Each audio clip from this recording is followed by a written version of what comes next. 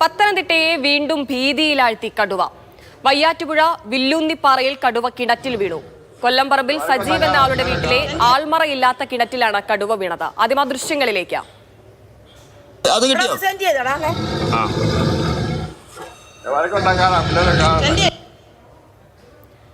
കൂടുതൽ വിവരങ്ങൾ CK അഭിലാൽ നൽകും. അഭിലാൽ, ഏറെ നേരമായോ കടുവ ഈ കിണറ്റിൽ തന്നെ കുടുങ്ങിക്കിടക്കുന്നു? അവസ്ഥ നിലയിലായ സ്ഥിതിയിലാണ് ദൃശ്യങ്ങൾ കാണുമ്പോൾ നമുക്ക് മനസ്സിലാക്കാൻ കഴിയുന്നത്. വനവകുപ്പ് ഉദ്യോഗസ്ഥരെത്തിയോ? കടുവ എങ്ങനെ അവിടെ നിന്ന് കരകയറ്റി കൊണ്ടുപോകാനാണ് ശ്രമം നടത്തുന്നത്?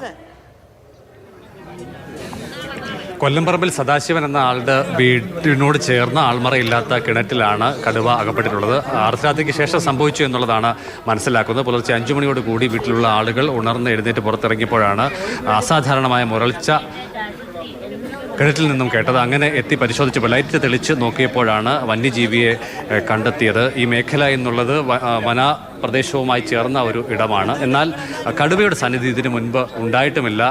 നമ്മുടെ നാട്ടിൽ കടുവ ആദ്യമാണ്.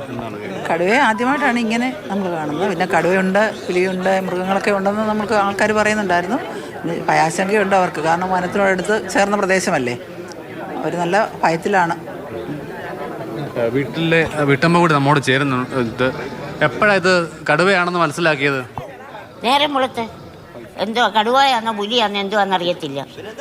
നേരം വെളുത്താ കാണുന്നത്. ഉണർന്നെറിഞ്ഞിട്ട് പുറത്തേക്ക് ഇറങ്ങിയപ്പോൾ എന്തെങ്കിലും അസാധാരണമായ സംഭവം കേട്ടോ? സൗണ്ട് കേട്ടോ? ഇല്ല, സൗണ്ടൊന്നും ഇല്ല. ഞാൻ 2 മണിയായപ്പോൾ ഇറങ്ങിയേച്ചു. അന്നേരം സൗണ്ടൊന്നും, ലൈറ്റ് ഇട്ടേ ഞാൻ ഇറങ്ങത്തുള്ളൂ. ഇറങ്ങിയേച്ച് ഞാൻ കയറി കിടന്നു കഴിഞ്ഞ് ഒരു 5 മണിയായപ്പോഴാണ് സൗണ്ട് കേട്ടു, അമർച്ച കേട്ടു. അന്നേരം ലൈറ്റ് അടിച്ച് ഞാൻ ഞങ്ങൾ നോക്കിയപ്പോൾ ഏതാണ്ട് കിടക്കുന്നു. പുലിയാന്നാ ഞാൻ ഓർത്തത്. പിന്നെ നേരം വെളുത്താ മനസ്സിലായ ഇന്നതാണ്. അതന്നെ. നാട്ടുകാരൊക്കെ വന്നോ? വന്നോ? എല്ലാവരെയും വിളിച്ചറിയിച്ചു. അപ്പോഴത്തെ മോൻ എല്ലാവരെയും വിളിച്ചറിയിച്ചു. ഒത്തിരി പേരൊക്കെ വന്നു. വേറെ ഏതൊക്കെ ജീവി ഇവിടെ വരാറുണ്ട്? എന്തായാലും ഞങ്ങൾ പേടിച്ചാ ഇവിടെ കിടക്കുന്നത്.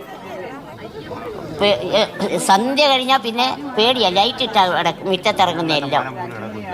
ഇതിൻ്റെ മേവശം എല്ലാം ഒന്നും കപ്പയായിട്ട് ഒരു കൃഷികളില്ല, കിട്ടത്തില്ല. ഞങ്ങളെന്നും പുള്ളിക്ക് അറ്റാക്കായിട്ടൊന്നും പുള്ളിയെ കൊണ്ട് ആശുപത്രിയില്ല. പോയേച്ച് വന്നപ്പോഴത്തെ 10-60 മൂട് കപ്പ കിടന്ന മുഴുവനും പോയി. വന്നു വീടിന്റെ കിണറ്റ് വരെ ഒത്തി അല്ലേ? പിന്നെ പന്നിയായാലും എല്ലാ മൃഗങ്ങളും ഉണ്ട് ഇവിടെ. ഇവരാണെങ്കിൽ ഇപ്പം ഈ അറ്റത്തിപ്പോൾ ലാസ്റ്റിൽ ഇവർ മാത്രമേ ഉള്ളൂ ഇപ്പോൾ താമസമായിട്ടുള്ളത്. ഈ 2-3 വീടേ ഉള്ളൂ ഈ അടുത്തത്. ഇങ്ങോട്ട് വരുന്ന വഴിക്ക് സാറന്മാർ കാണാമല്ലോ, മൊത്തവും മനം പോലെ കിടക്കുമല്ലേ.